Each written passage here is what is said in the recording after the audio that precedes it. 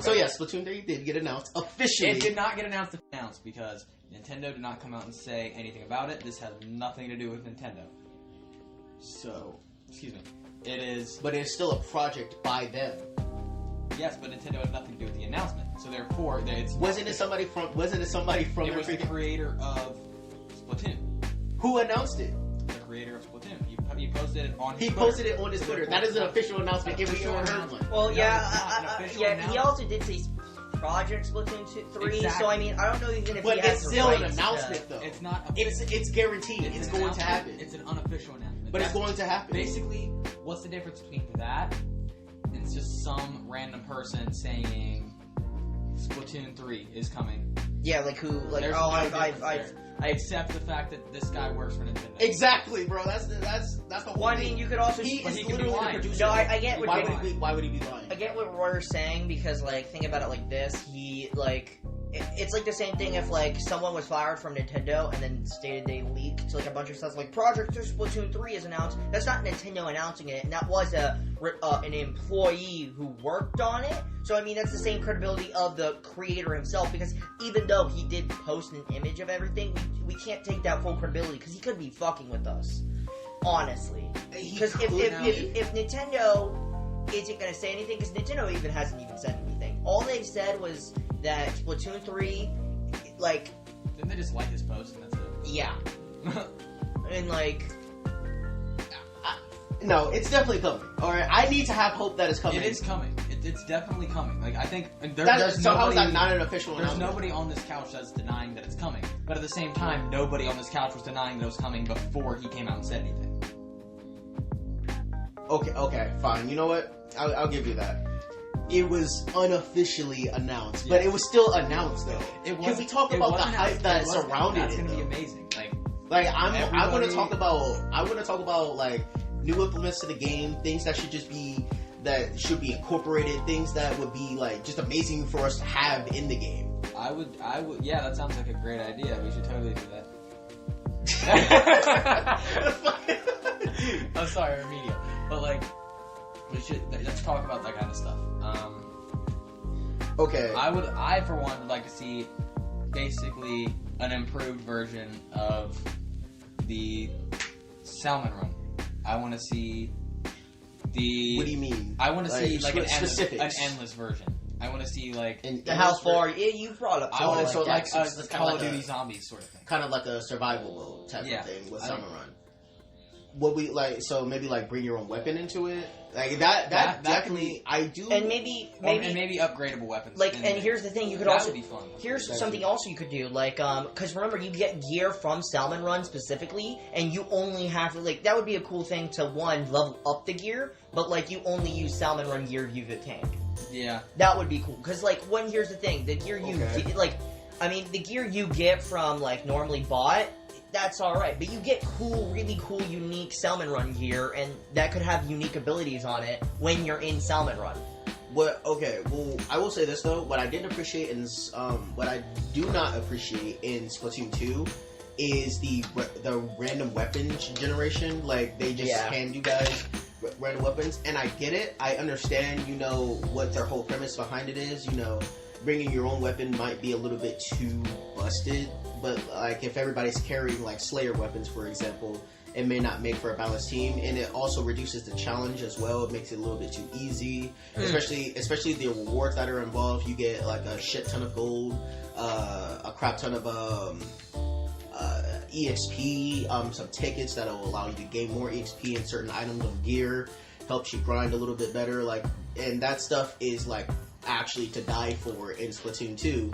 Because if you want to build your Inkling or Octoling to like competitive level, or even just to a god enough level you just want to fuck over everyone. Like I feel as though like I get what they're like coming from, like why we can't bring weapons into Salmon Run, but I also don't like that. I don't know. I don't necessarily care for the random generation. Like, I mean, if we start a game with a weapon, maybe we should keep it for the rest of the game, because at least the team understands. Like, I've had games where, like, the team doesn't understand exactly what it is that they're doing, especially when we switch weapons. They don't understand that each weapon has its own classification. Like, I've seen sloshers in Salmon Run do, like, they'll try to play the aggressive route against other Salmonoids where they're supposed to be our anchors. And I've seen Slayer try to be anchors with these weapons in Salmon Run, and it's just kind of like, I don't necessarily agree with these choices, and that's just my my personal opinion. I don't necessarily like it. I feel as though maybe if we were to keep the same weapons throughout the entirety of the Salmon Run, it would be a little bit more balanced. I do like the idea that you were going for Royer, though, like upgrading it a bit, creating a survival mode. I know for one though, if they're able to, I want to see a lot more character customization. Oh yeah, definitely. Yes, I was gonna mention something like that as well. And then another thing I'd want to see, this really bugged me going from Splatoon 1 to Splatoon 2. Mm-hmm. You have the same overworld characters, but they've all switched positions. Like, what do you mean? The shrimp, I forget his name, Krusty, is that it? Yeah. He was the shoe guy in Splatoon 1, and now he's the shrimp guy, like the food guy. Yeah. The ticket guy. Yeah, a lot of the people in the overworld kind of changed positions. Like the shirt, or the people who you buy shirts from went to shoes or something. Yeah. That kind of bugged me going from that, or from that to this, and yeah. I just want everybody to have the same position they had in this game. It's a lot. It's just a little thing. It's a little thing that bugs you. It bugs me. It really bugs me. Okay, out of all the things that you have to critique about Splatoon 2, that is like one of the most obscure things. Like, I have to put it out. I have to put it out, or somebody else will. Yeah, that's I an was gonna extremely say. I was obscure like, thing. it's a very, very small thing that shouldn't bother me, but it does. It's just like, it's not parallel to the other game, and I don't. I mean, it gives the game, like, interesting, because, like, I mean, well, I understand where you're coming from, but also, like, I kind of want to know, why is this man, why is he, even though he has, like, so many legs, why is he now the... I mean, I'm looking at him like I want to eat him, but, yeah, and he's selling food like that. I mean, he can just, like, flip 6 things on the grill at once. I know another thing that, I think you talked about this the first time we brought up this topic in Splatoon 2. One of the things you didn't like, apparently, character like color customization was a thing. It was, yeah. It was a thing. So, like, elaborate for me, like. So it was like, basically when the game first came out, that was like a huge thing. They showed off and everything, and you got to fiddle with it a little bit. Like, you could keep the color hairstyle you wanted in the overworld, but like how it worked was just like, it would just like keep like, the reason they removed it was because it kept freaking out when you would go into Turf War, because it would have to switch whatever main hub world color you had to the color of ink that that they've randomly chosen for you. And here's the thing, I think it could have been easily done to where, like, whatever color you choose, that's the color you're always gonna be, like.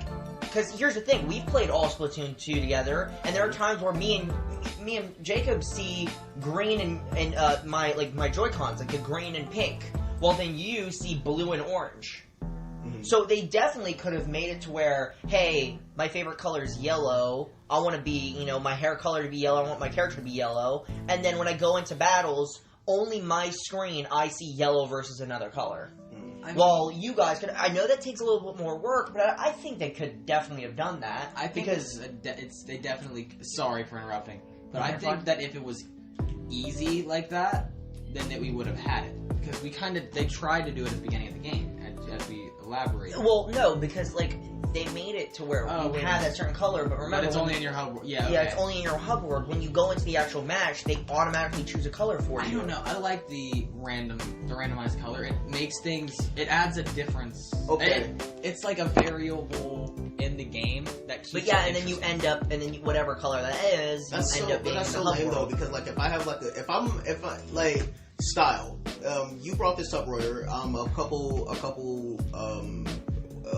weeks ago. Style is essentially everything that the game is based off of. The game itself revolves around style. And like if I'm going into a turf war and I come out with like green hair and I like primarily wear blue, I don't want to look at that. Yeah, it's annoying. Like I'm not big on like style myself, but like if I want to customize my character to make him look the way I envision him, I want him to be a little bit better. And the Switch definitely has more than enough processing power to actually handle it. We have literally a free roaming open world sandbox on this game. Like, and we can't have simply we can't have a game that uses more gigabytes just to give us some more. Like, I don't necessarily get it. But I will say I had to say like maybe air one more issue. I guess we could talk about the lobbying. It's like the lobbies especially. Now this is something that definitely irked me. I was gonna bring it up. Oh, okay. Let's get into this topic. Let's get into this heated discussion.